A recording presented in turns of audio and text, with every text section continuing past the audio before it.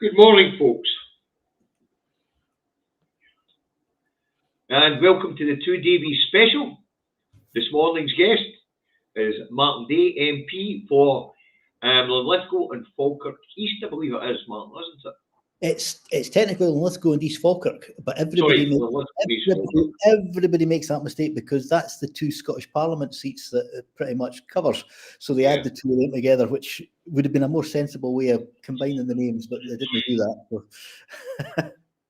Sorry about that. I was just bringing Facebook on board. That's Facebook on board. I'll start seeing Facebook comments coming through. Now, folks, as I say, today's guest, Martyn Day, will start with a biography. But first, I'd like to say, folks, Martyn's social media is available and he has a YouTube channel. I'd like everybody who subscribes to this channel to go and subscribe to Martyn's channel and all the other MSPs and MPs who have social media outlets. It's important when we're looking for information, we go to the horse's mouth. And that's why, the real reason why I want to talk to you guys, Martyn, to promote your social media platforms. So you have got YouTube, LinkedIn, Twitter, Facebook, and WhatsApp, I believe. Is that correct? Yeah, we use WhatsApp for reaching folk. We are on Instagram. We've tried Threads, but I'm probably not going to keep going with it because I've not got into the feel of it, and you've got to post the stuff live. I can't schedule things. So I like to do my vlogs and do my bits when I'm ready and schedule them to go up at the same time on each platform. So I'll probably drop that one. And we do also post on TikTok, although I wouldn't say I was an avid TikToker, but there are people there. So wherever the people are, we have to be. Good. I tend only to broadcast through Restream, and I tend only to do it live. I can schedule recorded programs and things like that, but it's too much like hard work. I'll leave that to you guys. It's too much like hard work. Right, let's get into it, Martyn. You were born in Falkirk in 1971. Yep. You were brought up in Linlithgow. Indeed.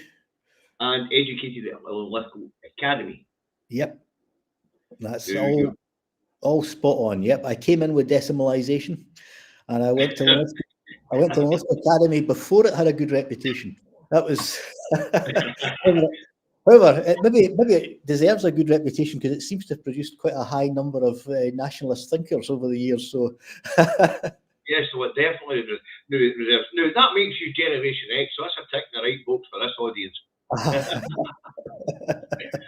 Now, you started off your working career in banking, I believe, as a personal bank manager for, I think it was the Bank of Scotland, was it? Bank of Scotland, yep. Back before the first merger, yep. I often joke that I have done the two most despised professions in the world, banking and then politics. So what's left? Is it? You could become an estate agent. Well, I hadn't thought on that one. I thought private traffic enforcement or maybe journalism, because let's face it, some of the journalists don't have a very good name either. So, and they don't deserve a good name. The quality of journalism here is what break down the tubes. Really cool. Yeah, it certainly has. I think to be fair to some of the actual journalists, a lot of it is because there's so few real journalists left, and it's all about advertising and revenue and just pushing an agenda rather than actually investigating and finding out what's going on. Well, it's quite it's interesting you say that, because I find that where we used to have a media which held truth to power, now we've got a media that's setting a narrative on behalf of power. Yes, that's exactly it. Yep. I find that quite disturbing, actually. That's one of the reasons why we do social media. Now, you were quite young when you went into public service. 1999, I believe. 99. I should have brought a prop along because I've got it in a bag in the loft. My first election leaflet for that campaign. I was 28 years old. And I have to say, it's embarrassing to see nowadays, not for the political content, but the personal biog reads like a sad, lonely Hearts ad. Martyn is 28, single, and lives in Linlithgow. It's not a great start. I would never start like that now, we'd go straight into the It doesn't sound very good, Martyn, to be fair. Now, you served in West Lothian Council up until 2012? 15, up until we got elected to Parliament. That's right. You 2007 to 12, the SNP ran the council, if I remember correctly. That's And correct. your portfolio was development and transport. It was indeed, yes. That was a good portfolio to have. It was a busy one. Although I suppose the funnies that I remember more was the tourism angle came into it. And it was during the time when Susan Boyle became ultra famous. And we had all these Japanese TV crews arriving in West Lothian wanting to see the pub she got started in. And we were thinking we didn't really want to take them to the pub that she got started in. We wanted to take them to the better tourist attractions elsewhere in the county and try to persuade them that we had all these other wonderful bits of heritage as well, you know. And they just wanted to see the workman's club. Aye, That sort of makes sense. Now, you also, the SNP lost control of the council in 2012. Where you kept the portfolio as spokesperson on the council for the SNP group. Yep. And then you won the 2015 election with a massive majority. I think you took 52% of the popular vote in your constituency. It was a good result. It was a result based on decades of hard work, not just my own hard work, but a lot of folk that went before me. And I paid tribute to two of those figures when I made my acceptance speech at the count, which, by the way, is the only acceptance speech that the TV channels never showed from Scotland, because there must have been a big name getting announced at the same time down south, and we didn't get covered it. But the two names I paid tribute to was obviously Billy Wolfe, who'd fought so many times in the West Lothian territory and never pulled it off, but had laid the groundwork and created the mood music that the rest of us got there on the back of. And before Billy, and we forget sometimes that there was folk out there doing the graft long in the dark days, there was a man who stood as an independent nationalist, but he was supported by the local party in the election in 1950, called Maxwell Hind. And he ran his entire campaign out of a caravan on the foreshore of Bo'ness. Now, we ran our campaign in a wee office in Bo'ness, just along for the foreshore. He got 1,019 votes, I think. I need to double check that. It was a couple of votes less than I got in my first council election, which shows you how far the movement had came across. Yes, because in 2015 you had a 32,000 majority or something like that. 2017 wasn't it? So the snap election, you won again, but the majority was down to 2,000. It wasn't. It wasn't 996, I think. Yeah. It wasn't a good election, 2017, for any of us, and I don't think our messaging was right on that campaign. The suddenness didn't help us either, nor did the weather, because we have a bigger issue, I think, mobilising our vote, and we compounded that by, until the very later stages, not actually talking about independence. We started that campaign talking about how we were the effective opposition at Westminster, and nobody votes for an opposition. They vote for aspirational reasons. So we were not giving them that. And that was just a total disaster on so many levels. So a lot of lessons we've learned from that. And I hope we've made good use going forward. 2019 seems to show that some lessons were learned, because the majority was back up to 11,266. It was. We fought on our messages about independence, about making our own decisions, and also we polarised, of course, debate by opposition to Boris Johnson and Brexit, which added to our tally. So I think you have to build the broadest coalition in every campaign that you fight, and we managed to do that very successfully. Then this coming election, all the polls tell us, is going to be a lot tougher, and I'm seeing that on the doors as well. But I think we've still got a lot to play for, and we can come out of this with a really good tally of seats, as long as we keep our core message to the fore and convince more people, because that's what we've got to do. Polling for independence is really strong at the moment. The last poll had it at 54%, but at the same time it shows Labour closing on the SNP here in Scotland. That doesn't make any sense. No, there are unfortunately a number of our supporters who think they need to vote to get rid of the Tories in power. Now, I would agree in principle with that, but the conclusion some people have came to is they therefore need to vote Labour. And that is the wrong conclusion. If you look at, you want rid of the Tories, we want rid of the whole Westminster, of course, which is a slightly different dimension. But if you want rid of the Tories, if you don't have a Tory MP just now, the sensible thing to do is vote for the person you've got. And if you have a Tory MP, you should vote for who was second place. And in almost every case, that's the SNP. If we look at 2017, which, you know, was a bad election for us, but is a good example of what can happen, there was a Corbyn bounce that year. There were a number of seats that swung to Labour. And because people switched from voting SNP to voting Labour in other seats, the Tories came back with 13 seats and were able to do with the DUP and held power.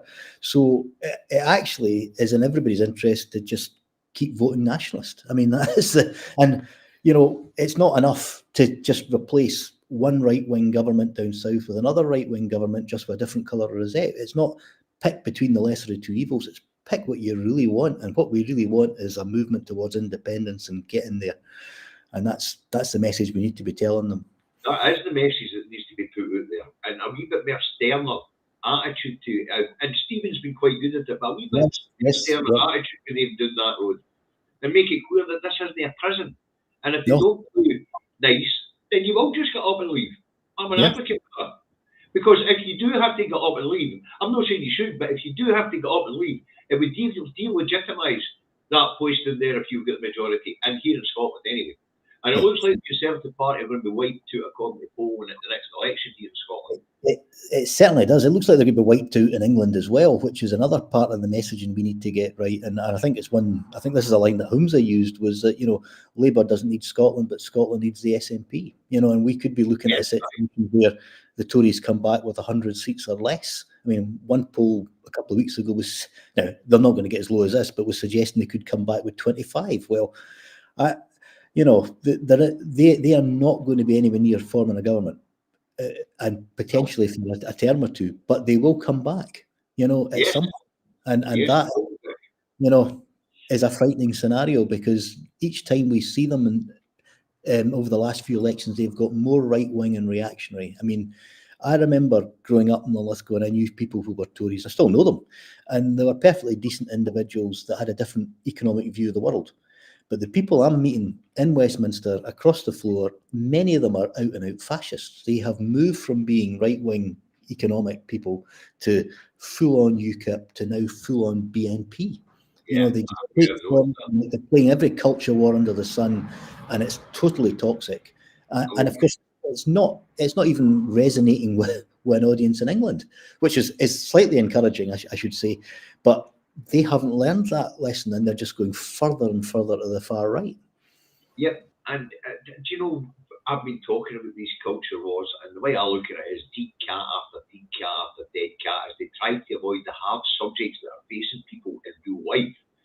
Energy costs, food costs, fuel costs, basically wages don't meet basic living standards. These are the things that these dead cats on the table are there to take our minds off of. Mm-hmm. Yeah. I mean, if we take this Frank Hester carry on, this was 5 years old. I mean, pulling dead cats out of bags that are 5-year-old is a bit mental. Just to avoid the harsh reality of what they've done to the United Kingdom. Yes. And whatever he said, there's definitely no returning his money. No, we now know the cost of getting a free pass for being a racist. You just have to have 10 million quid to give the Tory party. I've seen a wee list actually. 6 quid to sing what was it, Baba Black Sheep. 30 quid to make a short racist YouTube video. Of course, 10 million quid to insult a coloured MP and they suggest you should be shot. Of course, I mean, 10 million is a lot of money, and they couldn't afford to give him it back, I don't think. But if they did give him it back, they would need to give every other racist their money back as well. They'd be left with nothing, you know. So very true. The coffers would be empty. Now, when it comes to the work you're doing in Parliament, we'll give a quick run over it. Since you've been there, you've been in the Sharp Fin Bill Committee, the Health and Social Care Committee, European Security Scrutiny Committee, Public Security Committee, the Petitions Committee. Yep. And the administration committee. Oh, yes. Yeah. I don't know who I upset to get put on the administration committee for my first 2 years, but my staff loved the fact that I was on that because we found out how a lot of things in Parliament worked. But I have to say it was not the most exciting committee to be on. It met in private, and to make it worse, it met every week at 4:30 on a Monday. So no matter what the business was, you had to travel down on a Monday morning to get there for that. Wow. Which was not the best use of time, in my opinion. So I was quite glad to cease to be on that. The one I've held for the longest period of time has been the Petitions Committee, and I'm still on that. In fact, that's the only committee I'm currently on. And that's a really good fun one because it deals with so many different issues. It's very procedural. We tend to meet in private and just go through, does the petition meet the standards that are required? Has it reached all the threshold for a government response? Why is the government taking so long to respond? And when it does respond, does it address the petition? And if it doesn't, we tell them to come up with another response. They don't always come up with a good response, but we do insist that it at least addresses the substantive issue, even if it's a crap answer. And then we table debates, and we're one of the few committees that has the power to table debates in Parliament. Now, most of them are in Westminster Hall. We can occasionally get a chamber one, but it's mostly Westminster Hall on a Monday afternoon. But the big advantage of that is you get to pick which debates you want to lead on. Yeah. So I've been able to pick some quite interesting ones over the years. Lying in Parliament being a relatively recent one that we did for the Petitions Committee at the end of last year. So we had some good ones on that. So I kind of hold on to that committee position as tightly as I can because it gives me a lot of good debates, and the meetings themselves are usually never more than half an hour long. So, other than the debates, you have to prepare for them and do the research and meet the petitioners and all that kind of stuff. But that's kind of fun, Well, see, you've been quite busy since the turn of the year. 15th of January, you took part in the debate on foster carers and their taxis. Yep, that's right. On the 16th, you had a petition on for your constituents on buy now, pay later products. Yep. 18th of January, you debate on the World Health Organization's framework on tobacco. Mm-hmm. Yep. On conventions on tobacco control, and the 23rd of January you spoke in the debate on standing charges on energy bills. Really important one at this point in time. And on the 30th of January you took part in two debates in the Commons Chamber. One on food insecurity, and you took part in topical questions that day. You've been busy. Oh yeah, we're always busy. I do a lot of public petitions, as you've probably noticed, which are a great vehicle, and I'm surprised more MPs don't do more of them. The only downside is you've got to get the wording approved by the parliamentary authorities, and they have a bit of arcane wording in there. You have a grievance, what the person thinks is the problem, and then you have a prayer, which is what they want as the remedy. And then it finishes with the most stupid phrase I've ever heard. And I've never had time to look up what it actually means. And the petitioners remain, etc. So we get this wording sorted out, and we do, not every week, but we do quite a few of them. We'll should have at least another one for next week as well. And we get them from the mailbag. People come in with different things, and we'll go back to them on some of the stuff when we ask questions and say, well, we could maybe get a bit more of an answer if we did this as a petition. Would you be interested?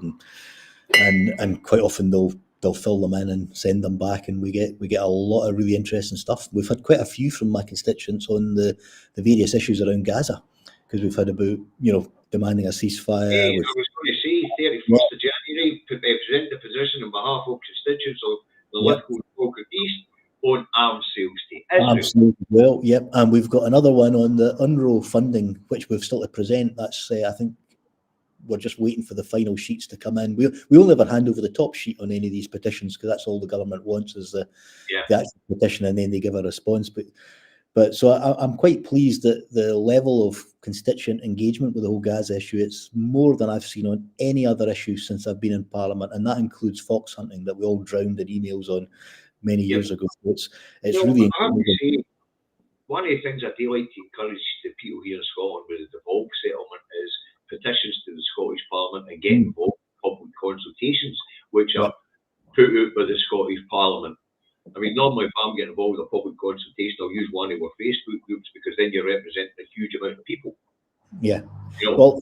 Well, there's one consultation just now which has been flagged, and this is the Westminster Parliament, but it's one that folks should maybe take an interest in, the one about zonal energy areas, which Yes. the chief executive of Octopus was commenting on Radio 4 the other during the week, that it would lead to some of the cheapest energy prices in Europe potentially for us. So we should be filling in that consultation saying we want a separate Scottish zone.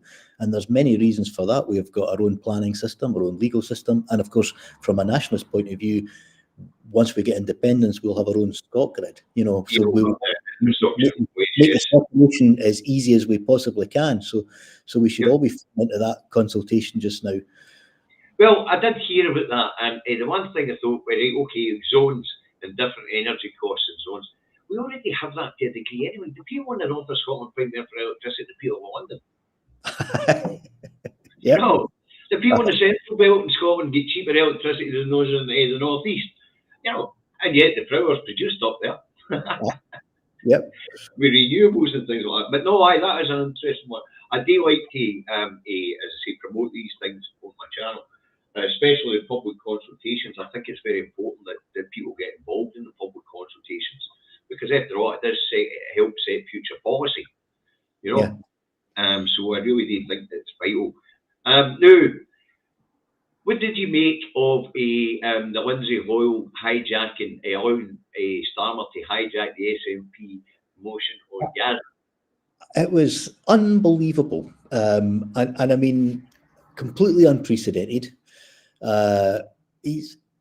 Leaving aside that issue, Hoyle is not the best speaker, right? I mean, he was never the best speaker. He's never a John Merkel, that's for sure. No, I mean, where he was pretty decent was when he was the senior deputy speaker. He was very good on member security, and I think he genuinely cared about that. But as a speaker, he's been pretty lackluster and relatively poor. He gets flustered when it gets a bit wild, and some of his judgment calls have not been particularly good. And this one, he just allowed himself to be browbeaten into doing something that was completely unprecedented. There was no. Now, he came into the chamber and claimed there was precedent for it, that there'd been two similar situations, that there hadn't been. The senior clerk to the Commons published a letter that day, within an hour or so of that judgment, probably less than that, completely contradicting everything he'd said and saying what their advice was. The result of that was, of course, that the senior clerk wasn't in the chamber to assist and advise during the debate. The speaker then buggered off and left the whole mess to one of his deputies. And Rosie is a lovely individual, but she's probably the least effective at controlling the chamber when it's rowdy. She's a perfectly nice person.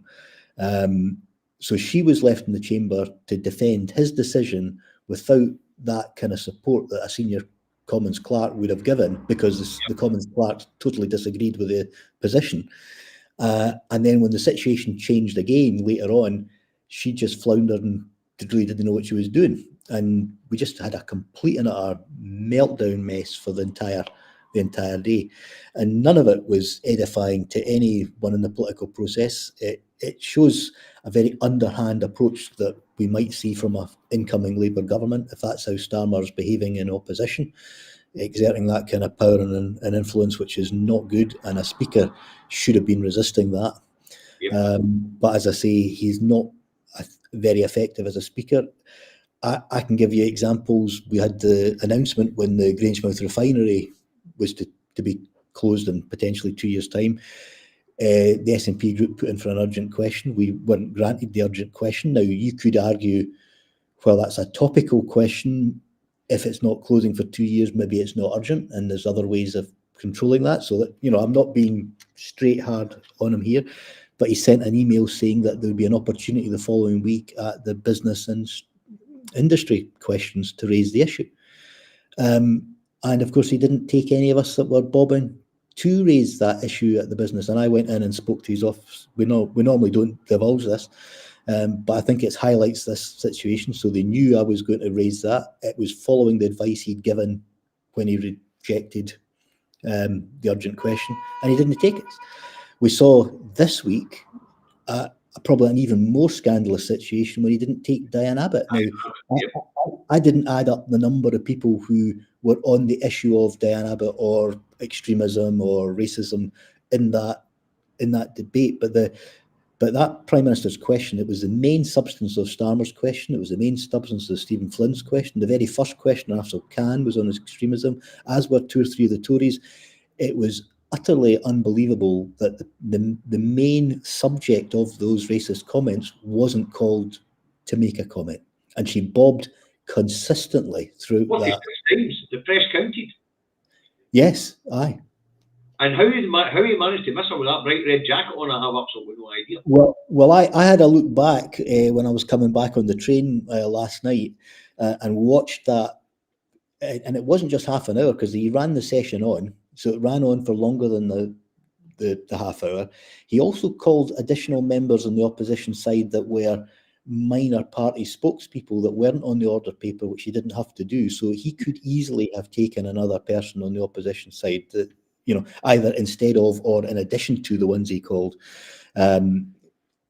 It was pretty obvious that for many of the questions, she was the only person bobbing. And you can see that. I've managed to clip a number of them, and I'm going to stick that in my vlog this week, so it'll be there for everyone to see. And it's just, it just confirms everything we've said. He's not fit for the role. I'm a fan of your weekly vlog, as you know, Martyn. I watch it and I share it because I believe coming to you guys is a good way to get decent information. You're on the ground. Yeah. My take on what Labour did in that opposition day motion was protect Israel at all costs, as well as try to protect Starmer from a rebellion. Yeah. But I think the rebellion thing was secondary.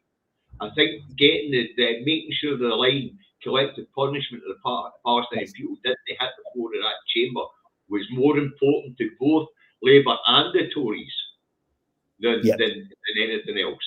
Yeah. And I think for me personally, keeping that particular line off the floor of that chamber was what that was all about, because it would then lead to debates on whether we should be selling Israel weapons and things like that. Yeah. And they definitely don't want to go there. No, you're absolutely correct. It was entirely down to that phrase, collective punishment. And it is collective punishment. It's out and out genocide. It's ethnic cleansing. And you only have to, you only have to watch our terrestrial TV to see that. And our TV isn't the most unbiased medium out there, but it's so obvious as to what's happening that nobody can say it's anything other than that. And of course, international law, people have the right to defend themselves, but it has to be proportionate. And then you've got this other question of, well, do you have that right if you're in an occupied territory? I think you're in another... No, you don't. Article 4 is the Geneva Convention on how you must treat these people when you're occupied. And you can only occupy for a short period in order to help the people get back on their feet so they can manage themselves. So no, an occupying force is no defending itself. What you're basically having is the people who are being oppressed actually rising up against the oppressor. And the way it's been portrayed in the papers, you would think this whole thing started in October 7th. It's in 1948.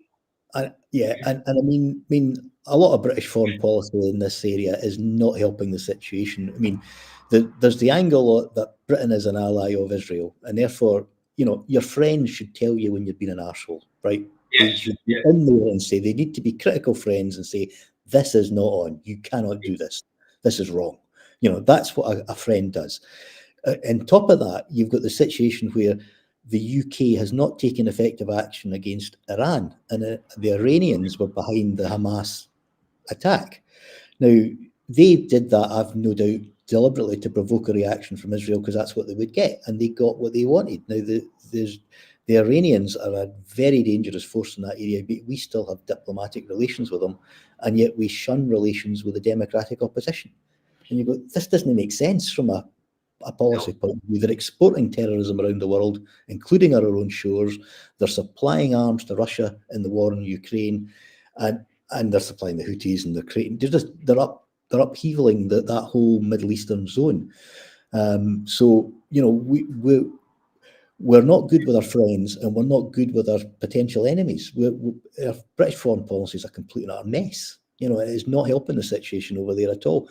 And while an independent Scotland will be a small voice on the world stage, at least we'll be a voice for sanity. Yes, there's no doubt about that.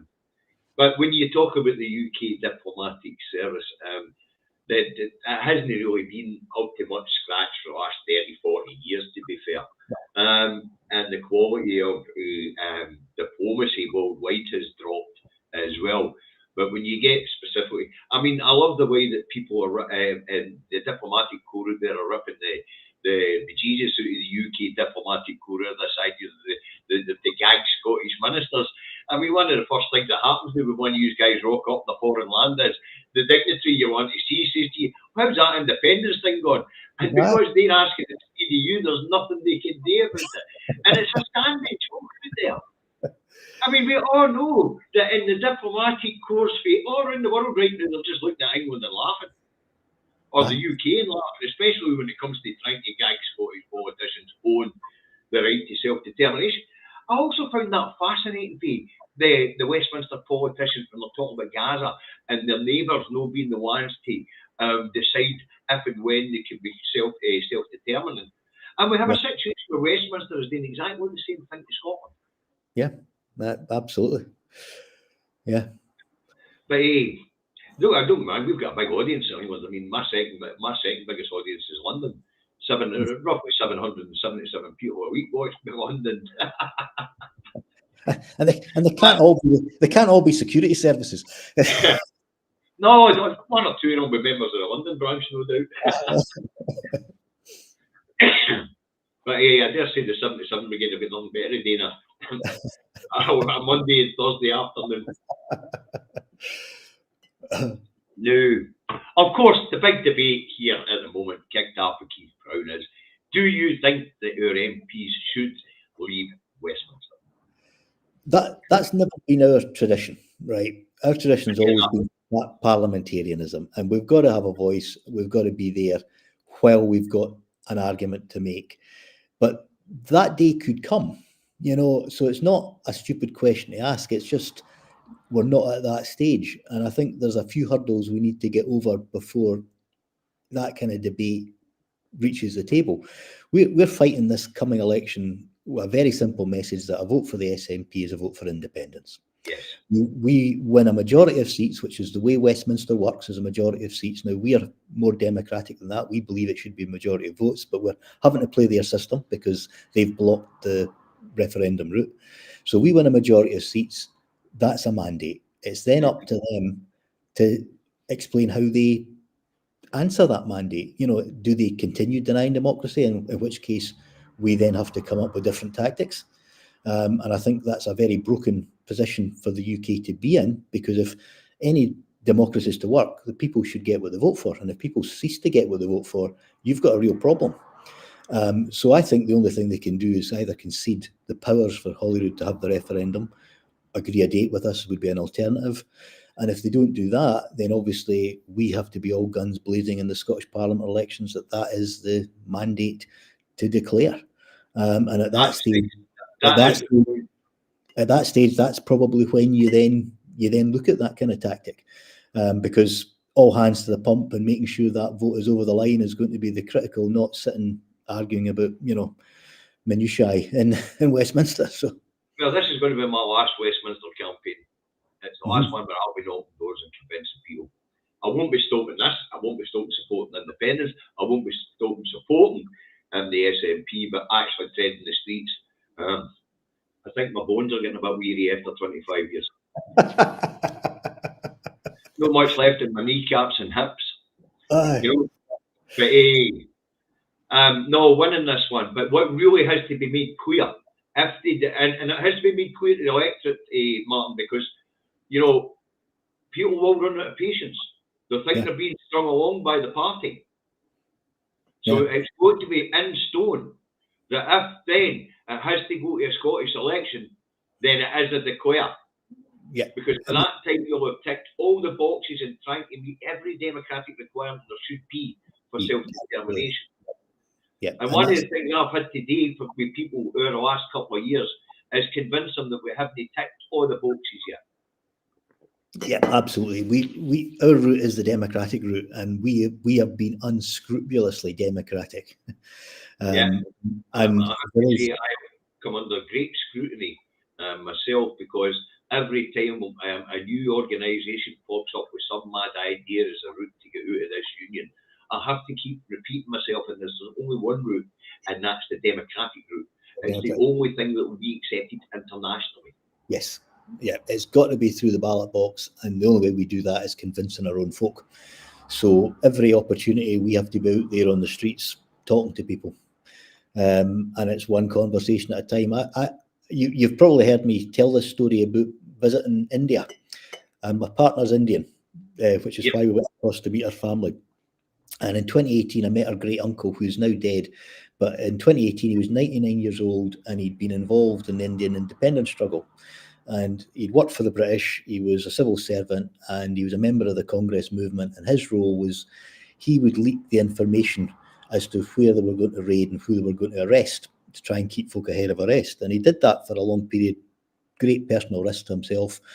After independence, he left the Congress movement and joined the Communist Party. And then he was involved in the first democratic communist election victory in 1956 in Kerala.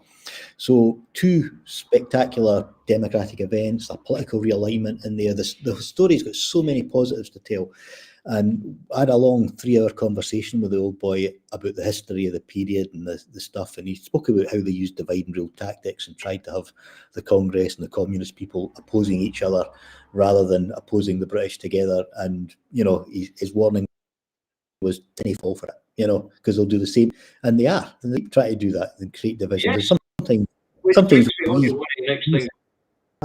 Sometimes we foolishly amplify those divisions instead of just taking a step back, and we all know each other, so we should pick up the phone and speak to each other when we've got a disagreement instead of shooting on Twitter or whatever, because that just amplifies it for our opponents. But at the end of this conversation, I says to the old boy, I hope you don't mind me asking this, but I've always wanted to ask someone involved in a freedom struggle, do you ever have any regrets about independence?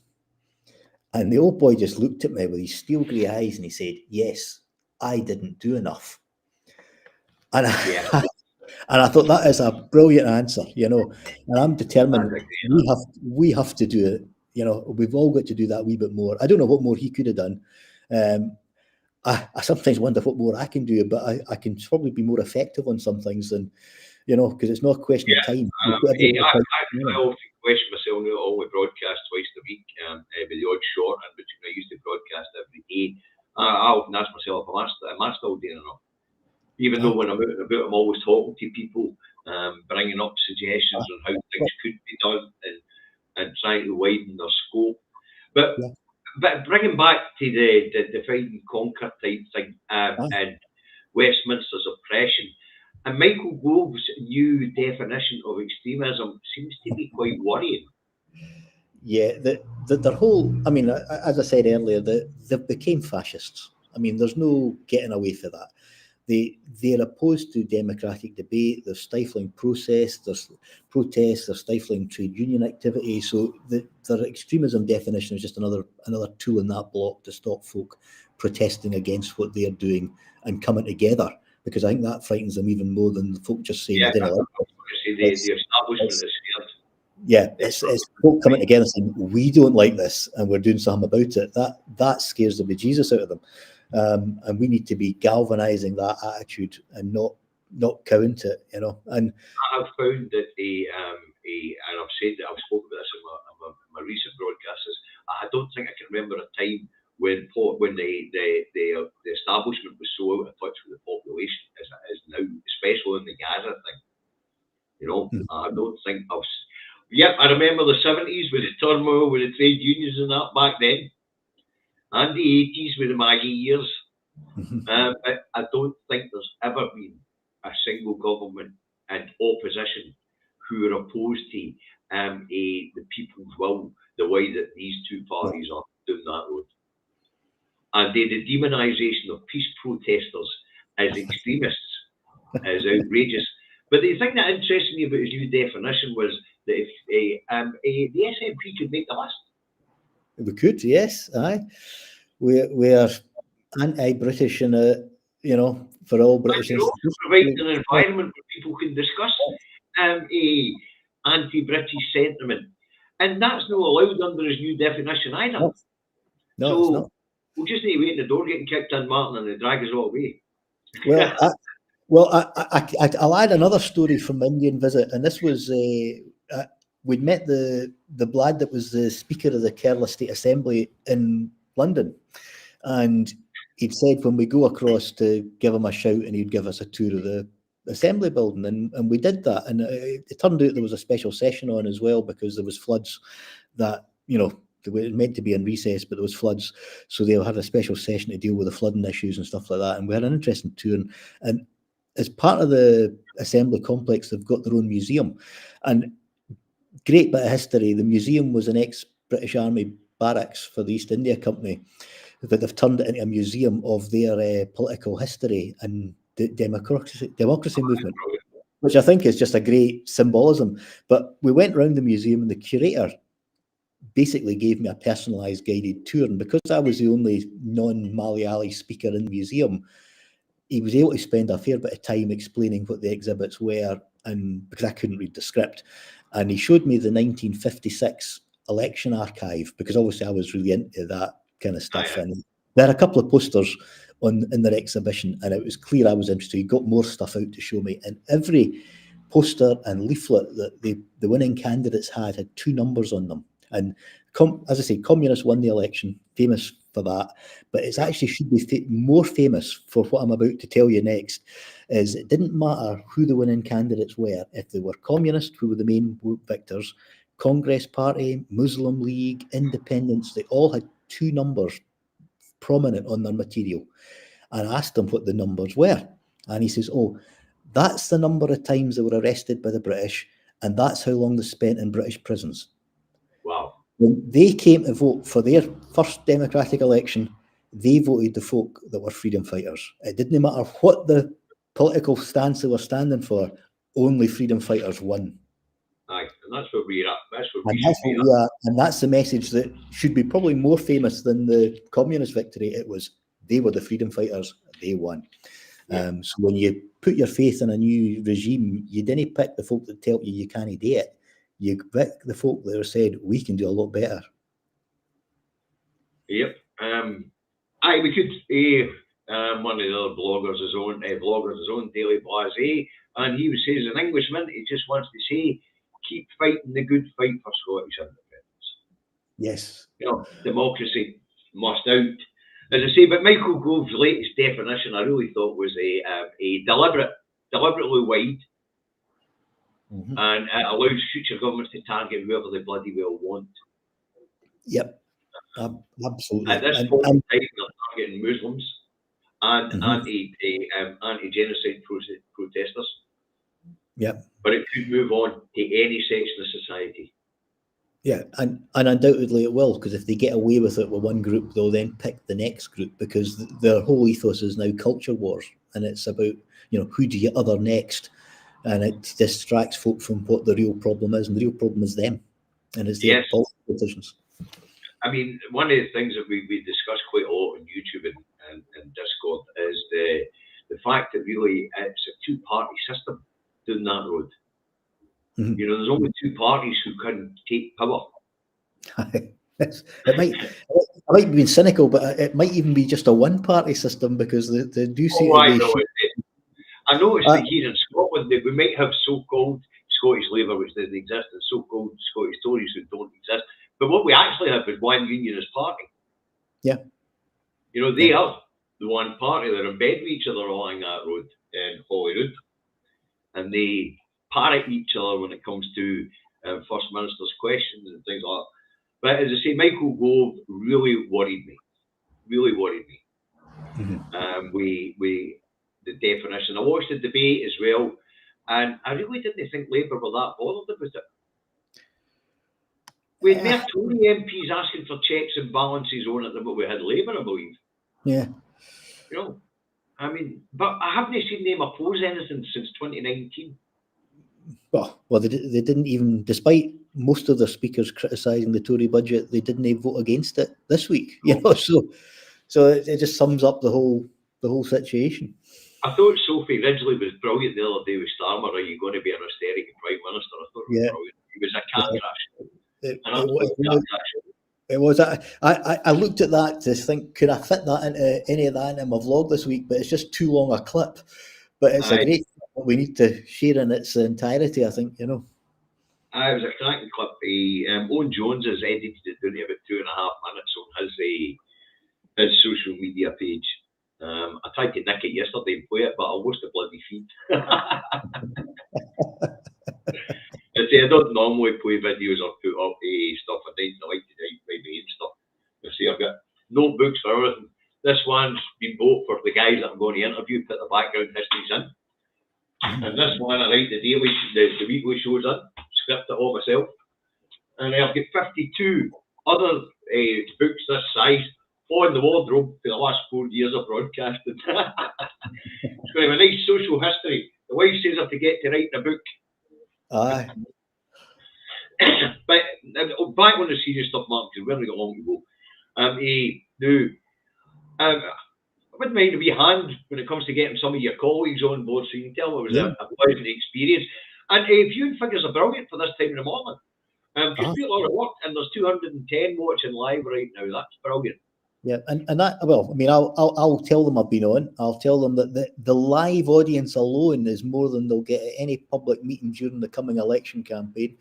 And of course, that's before you take into account all the folk who watch after the event, which will be far more than the live audience. So, yeah, we all need to be just getting out there and helping to communicate. And I keep using the expression, we need to become the media. You know, there's no point us just saying it's no doing us any favours. We have to counter it and give people credible alternative sources, so they know that when they're getting it, that it's a genuine opinion, it's a genuine set of facts. Sometimes we might get our facts wrong, but we can correct those. You know, they get the genuine raw article. And what we have to watch for coming up is going to be deep fakes, because we're going to get deep fakes in this coming set of elections like we have never had before. I went across to do election monitoring in Bangladesh at the start of the year, and that was a really interesting process. Before I went across, I'd read an article in the Financial Times about deep fakes in Bangladesh. I didn't see evidence on the ground, but we did speak to a couple of folk about the issue. India's elections are now ongoing, and India has a much bigger IT field and also a much less regulated kind of political environment, where a lot of supportive groups will create their own campaign videos. I think there's a real danger that those come together and we see a lot of real deep fakes in that election. And of course, on a more orchestrated level, we'll have the American election at the end of the year, where I think it'll be coordinated, that kind of deep fake type stuff. And somewhere in between, we'll have our election. And we're just got to be totally alert to this, because you cannot trust necessarily what you see unless you know the source is genuine. Beanie, you get to watch it back, but in the meantime, get your bahookie on the naughty step and don't burn it in the candle. You've no right to be late. It's not on. And Mark, you might notice every now and again I'm popping up wee signs with figures on it. These are the generous people in the audience that donate money to us to give to food banks. Very good. But now, when we talk about becoming the media and winning the social media argument, or winning becoming the media, now, we did this once already. I know this is going to make me sound old, but on the run-up to 2007, between 2005 and 2007, we ran a savvy on social media on behalf of the SNP. An absolute savvy. We took, in fact, didn't they catch up on the idea of social media about 2011 or 2012 when we were starting to run into the referendum? Up until then, the establishment parties weren't paying any attention to social media. But I mean, our social media campaign in the SNP from 2005 to 2007 was absolutely outstanding. We were all over the place. I mean, there wasn't a day went by where we weren't hitting Twitter or Facebook or whatever was around with information, and we really do need to get back here. Thanks, yeah, Alistair. Thanks for the funds. You're right. One funny footnote for history was the 2010 election. I asked afterwards, asking around as to who we should speak to for examples of good social media campaigning, and I was referred to speak to Tam Smith. And now the irony is Tam Smith was a candidate in the Lithgow East Falkirk, but I was his agent. So I knew exactly what Tam's campaign had done. So I thought, oh well, circular chain here. No, as I say, we run a savvy 2005 to 7. I know, folks, that's going to make me sound old, but 2005 to 2007, the social media campaign we mounted to get that minority government was absolutely phenomenal. It really was. And it can be done again. It's the reason why I want to get more people on and encourage people to come and, sorry, that alarm going off. To encourage people to go to elected representatives' websites and YouTube channels, social media channels, to get good information and to ask questions. Yeah. You know, it's not always going to get the MP or the MSP's reply, but a researcher will pick up on it and you'll get some sort of reply. You know? So it's really important that we do get back to being the media. And this is the reason why I do this. It's the reason why you put your weekly vlog out. And folks, I mean this, get over to Martyn Day's YouTube channel and subscribe. It's good stuff. The man's on the ground. So he knows exactly what's going on. Exactly what's going on. Yeah, and that's important. And I try and keep my updates down to about 3 minutes or less to try and summarise the main point of the week. That's my sort of discipline. I don't always succeed, but I manage it most weeks. Some weeks you just there's just so much happens that you just struggle to do it as short as that. But I try and keep it as short so it's so easily digestible. Well, that's always a good plan. Obviously, it doesn't suit what I do, but I mean, it's always a good plan because I'm told that people's social media attention span's about 7 minutes. I mean, during this particular broadcast, we'll probably have about 300 people through. Yeah. You know, with the pop and have a quick look. No, this isn't for me, and move on. But I mean, we've held steady at 280, 210 all the way through, which is good. Which is a really good live audience. And I say, this one will probably be up there in the YouTube channel alongside the one we did with Angus and the one we did with Sarah Sawyers. So you'll get into the thousands and thousands of people watching this one, which is brilliant. But the main point is to inform the audience that you guys are accessible. Yes. Yeah. And that the information that you guys have got is better than the information we're getting in the press. Yeah, well, you're getting it unfiltered, which is the big difference, you know. Yeah. I mean, John McNally and myself have tried doing a few live streams from Westminster as well. And we've now got kit down for doing that. So we're only trying to do them on a Monday night when we know we're in London. So there'll be less in the run up to the election than there was when we were learning how to do it, because basically, if we're not needing to be in London, we ain't in London.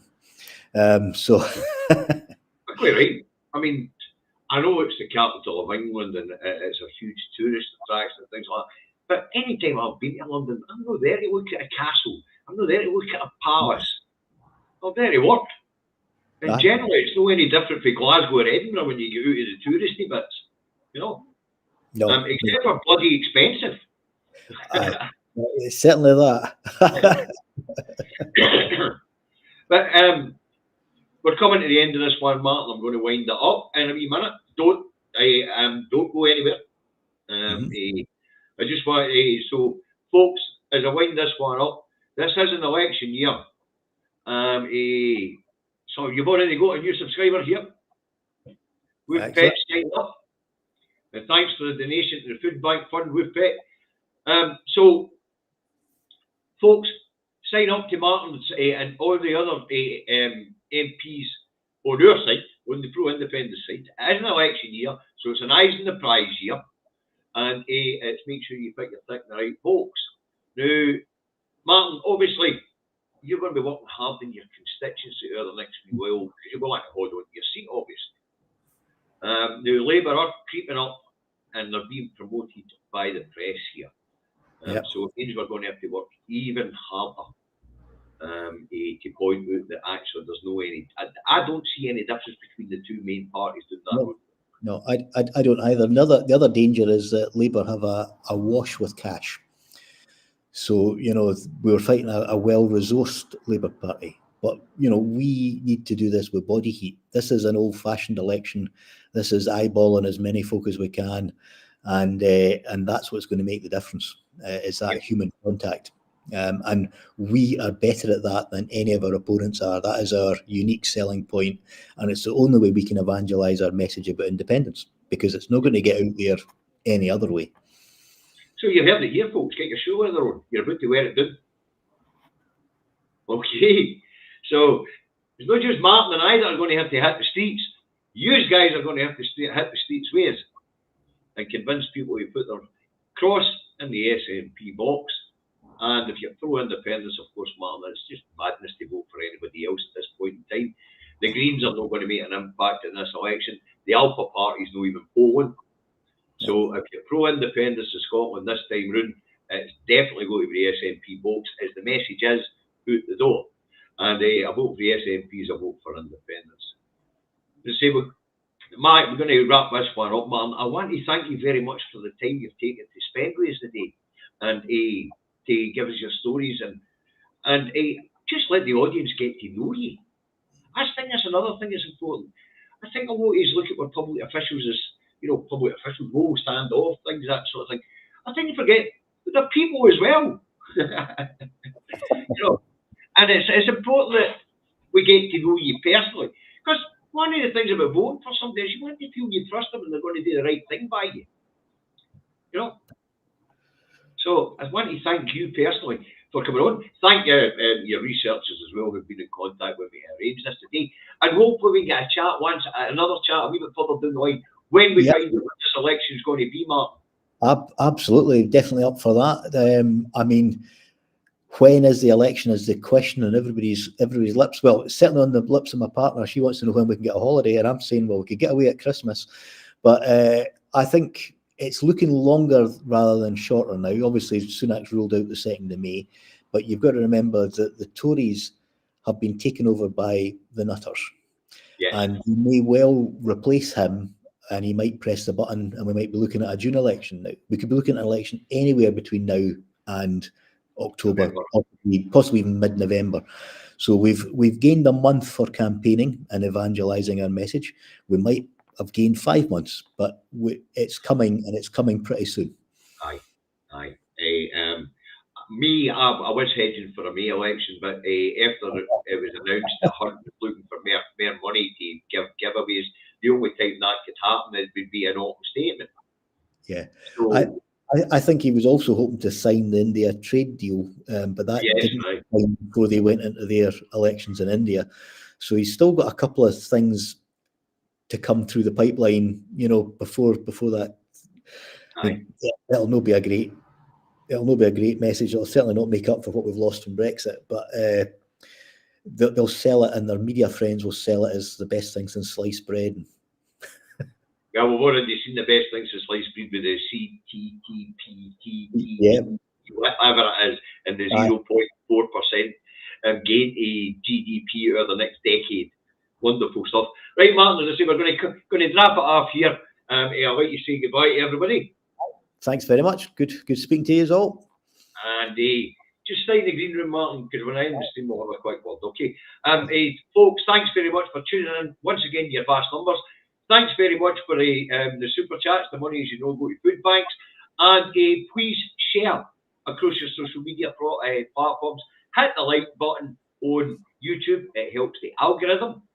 And if you're on Facebook, same again. Share across your social media platforms. Thanks very much, folks. I'll catch you all 2 o'clock Monday. Bye for now.